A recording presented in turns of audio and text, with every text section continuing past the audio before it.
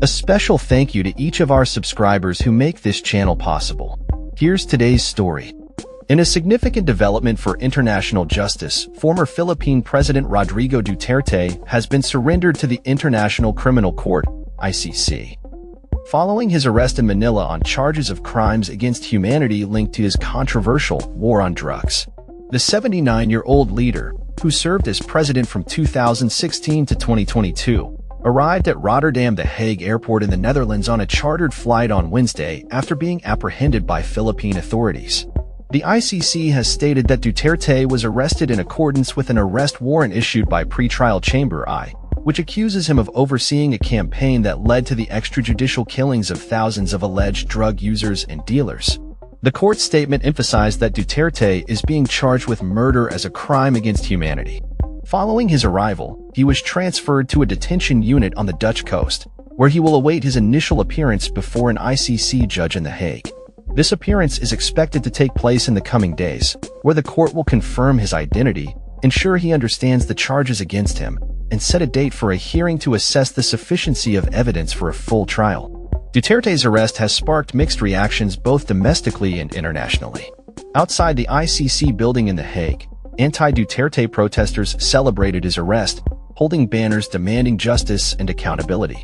Activists have long criticized Duterte's aggressive anti-drug campaign, which has resulted in thousands of deaths, with estimates ranging from 6,200, as reported by police, to as high as 30,000 according to human rights organizations.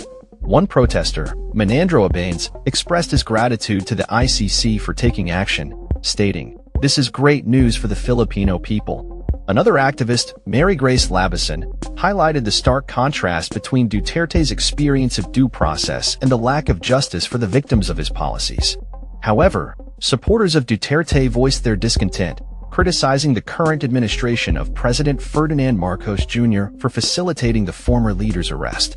They argue that the ICC's jurisdiction is illegitimate and that Duterte's actions were justified as part of a national campaign against drug-related crime. The ICC's investigation into Duterte's war on drugs began in 2021, focusing on the mass killings and the alleged creation of death squads that operated under his orders.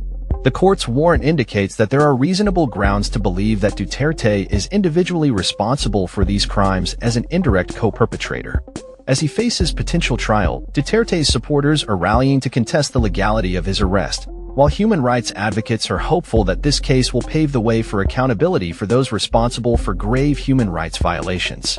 If convicted, Duterte could face a maximum sentence of life imprisonment, marking a historic moment in the pursuit of justice for victims of state-sanctioned violence. With his initial court appearance on the horizon, the world watches closely as this case unfolds, potentially setting a precedent for future prosecutions of leaders accused of similar crimes. That's all for this story. We upload videos every day covering many different subjects, so hit that subscribe button to stay informed. Thanks for watching.